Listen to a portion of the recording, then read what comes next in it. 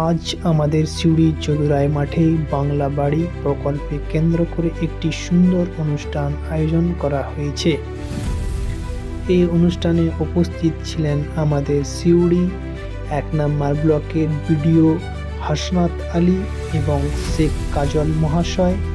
এছাড়া উপস্থিত ছিলেন সিউড়ি থানার মাননীয় আইপিএস অফিসার। এছাড়া আরও অন্যান্যরা উপস্থিত ছিলেন। তাদের উপস্থিতিতে অনুষ্ঠানের আরও গুরুত্ব ও মর্যাদা পেয়েছে।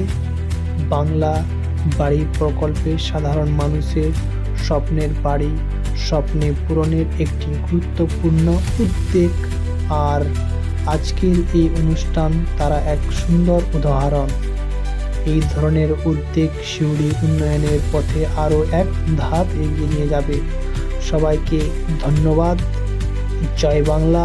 সবাই ভিডিওটি দেখবেন, ভালো লাগলে লাইক কমেন্ট শেয়ার করে দিবেন।